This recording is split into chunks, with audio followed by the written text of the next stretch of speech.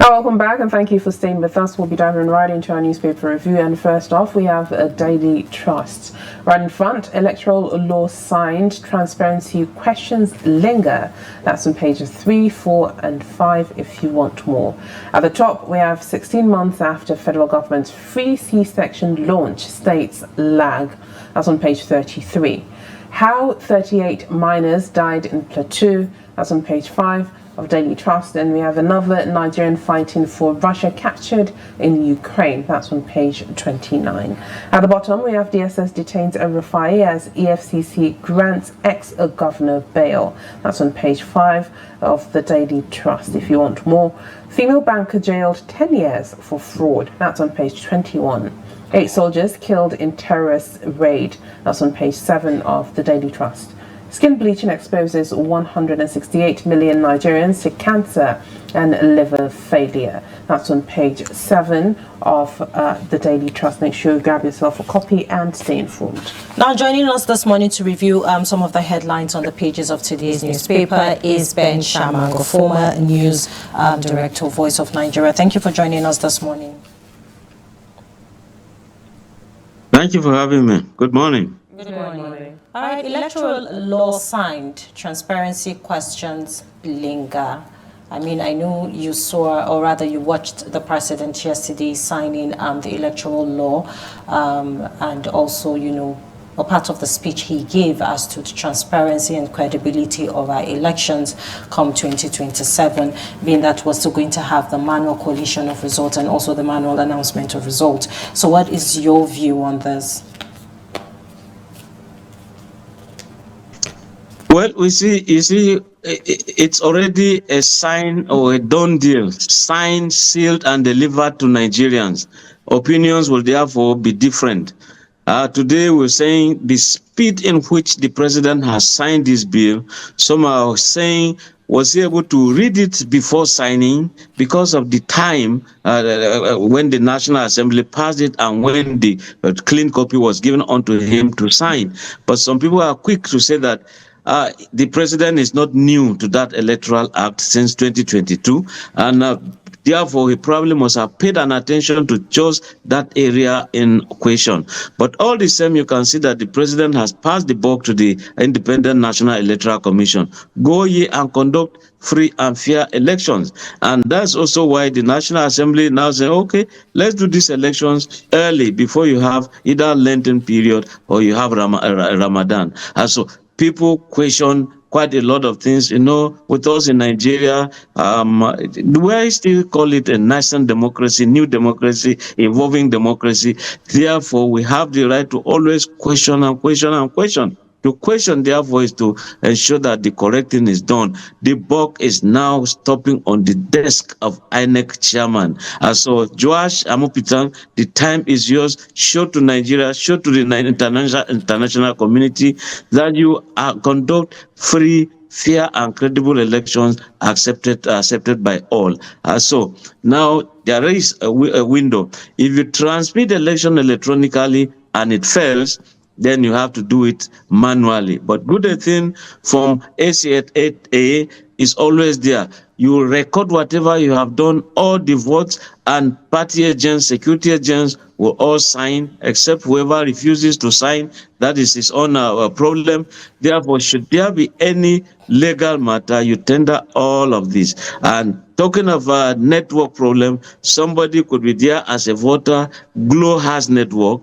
MTN does not have in those areas because it depends on the mast, because they are also not doing collocations where you have a mast, they begin to share. And so quite a lot of things. Let's see how it goes. All right, well, let us look at this story. And it's not the first time we're seeing these events happening. Another Nigerian fighting for Russia captured in the Ukraine. Another Nigerian who allegedly fought for Russia in its ongoing war with Ukraine has been captured. We've seen stories like this. Young men are being deceived into traveling to Russia for work, but then they're coerced into fighting for Russia against Ukraine in harsh and bad conditions. Some are even being strapped with bombs to go in and attack the Ukrainian side. What are your thoughts on this? honestly, it's a suicide mission. When you are lured without knowing exactly the job you're going to, it's a dangerous mission. They are fortunate to have been captured alive by the Ukrainian forces. And if I was some of them, the moment I'm released to go to the battlefield, I must find a way of crossing over to the enemy camp, enemy in quote, that is Ukraine. You just go and surrender there. But let me tell you, there's a trick.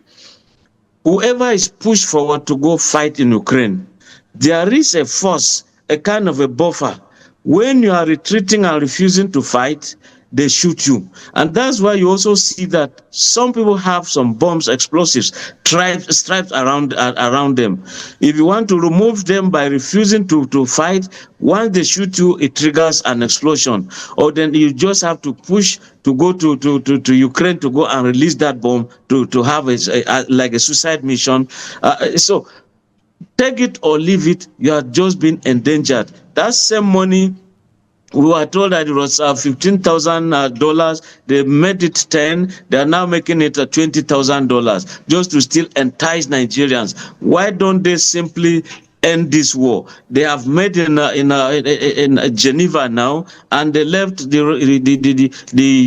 Russian representative is actually not where they discuss broke out by America. There are still key issues unresolved. Must you invade another country simply because you have the powers, you have the means? I think that it's condemnable. But first of all, let's have this peace. We are talking of a peaceful world now. Ramadan is here, Lenten period is here, and for the sake of peace, even if you are not religious, let's have it. Nigerians, please shine your eyes. Don't just japa because someone is promising you better job. You will go there and just kill yourself for nothing.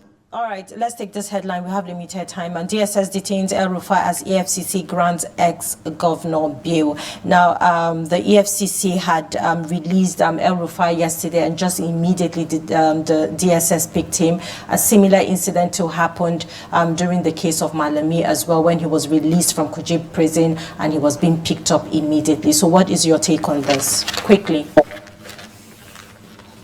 Well, I hope that many people who are in government should begin to make the prisons look like very nice hotel rooms, because we don't know who will be there. I think El-Rufai is witnessing what he also did to some people. Luka Binyard is there, Kefas is there, Makori is there. Many of them that were kind of being held here and there and detained. So we are hearing that EFCC released him, DSS captured him thereafter. No, we are seeing a release from ICPC saying that All right. Mr. Shamanga, are you still with us? I believe we have to let him go. Yes, time is up. Yes, definitely. With that, we've come to the end of the show. FCC El-Rufai is with them. What? Just first the law, clear your name. In our viewers and our guests as well. Make sure you tune in tomorrow morning at 8 a.m. so you don't miss out on engaging conversations right here on Daybreak. I am Hawa Ademikiawa. Thank you for watching. And I am Mimuna Bagodu. Follow us on all of our social media platforms and subscribe to our YouTube channel for more news. Have a great day and thank you for watching.